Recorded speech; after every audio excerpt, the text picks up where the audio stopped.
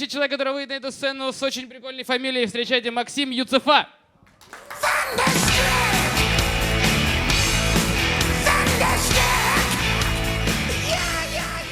Всем привет, меня зовут Максим.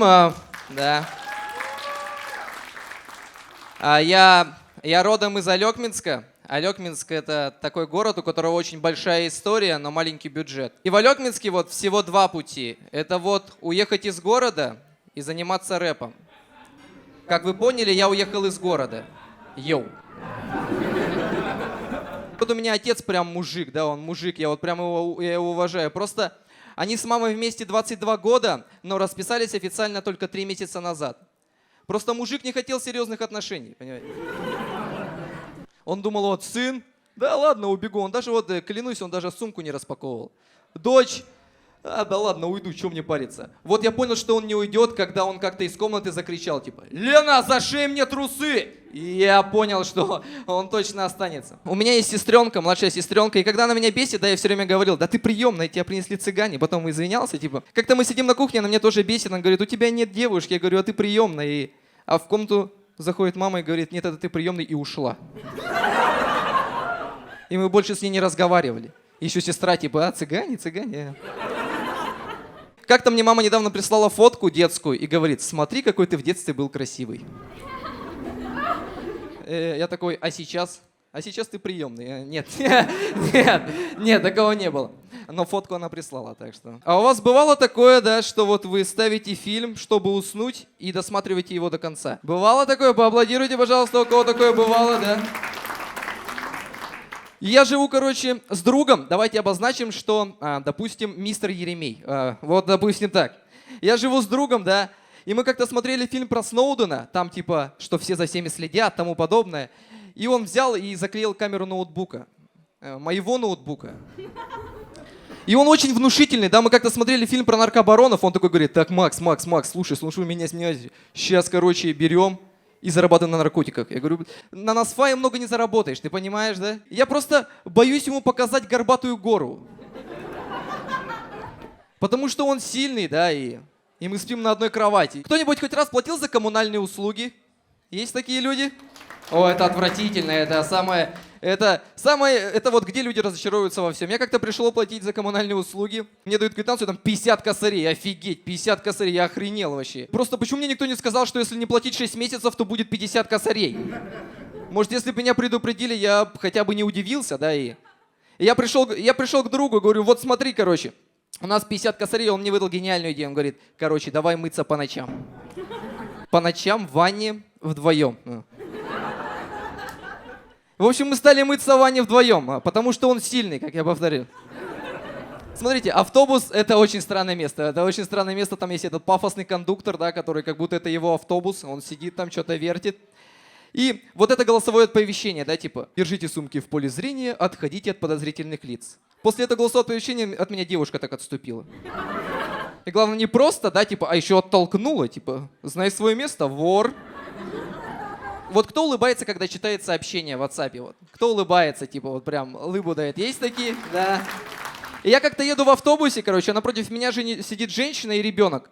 И мне пришло сообщение, я прям улыбаюсь, и мой взгляд направлен ровно на эту девочку. И я улыбаюсь, и такой делаю. И просто женщина с ребенком ушли. Они вышли с автобуса. Просто я же не похож, да, на маньяка, да. Я, наоборот, похож на человека, для которого созданы эти самые маньяки, да, потому что если мне предложат шоколадку, так я возьму, она вкусная. Если мне скажут, садись в машину, так я сяду. Не каждый раз на крузаке катаешься, да? Мы как-то с девушкой играли, в общем, типа, в игру «Правда или желание», она мне такая говорит, типа, вот скажи, что тебе прям не нравится, тебе прям вообще не нравится. Я такой, ну ты плохо целуешься. Она такая, вообще-то это только твое мнение. Я такой думаю, сейчас ее завалю, короче. То есть были и другие мнения? Ну, сколько людей, столько и мнений. И я вот не люблю вообще слово «секс», и поэтому все время заменяю эвфемизмами, словами метафоричными. Смотрите, давайте заменим слово «секс» на фильмы. Это прикольно. Тебе девушка пишет, приходи ко мне, давай посмотрим фильмы. Только не забудь зайти в аптеку, взять 3 билета. И вот фильмы же, они бывают разные, да, бывают сериалы, бывают боевики. Мне, например, ближе короткометражки. И вот, если у тебя что-то не получилось, ты можешь сказать, что это был трейлер. Никто не исключает, что может быть несколько трейлеров. Ну или ты можешь сказать, что это артхаус, и вот ты так видишь. И вот названиями фильмов проще говорить о достоинствах своего мужчины. Ну, у моего прям мачете. Ну, у моего выживший. К примеру, с вами сейчас общается омерзительная восьмерка. Я вот вообще, я перестал любить отношения, потому что я воспитан на отношениях, да, в романтических комедиях, да, когда они вот идут вместе, да, там идут, встречаются, там в конце потом танцуют, песни поют. Почему нет реальных романтических комедий, да, где вот ты написал ей ВКонтакте, она не ответила, и в ролях Уилл Смит, Натали Портман, Брюс Уиллис. Или вот ты подписался на него в Инстаграме, а она нет, и в главных ролях Уилл Смит, Натали Портман, Брюс Уиллис. И я недавно переехал к подруге. Потому что я устал снимать квартиру, дорого. И теперь каждый мой друг говорит, типа, ну, типа, имеется в виду, ну, что, у вас что-нибудь там было уже, да, что-нибудь было? Да нет, ничего не было, серьезно, ничего не было. Просто, понимаете, она моя подруга, да, и она не хочет. Вот в чем вопрос. И как-то к ней пришли друзья, короче, и с ребенком. И я взял ребенка на руки, и он обкакался.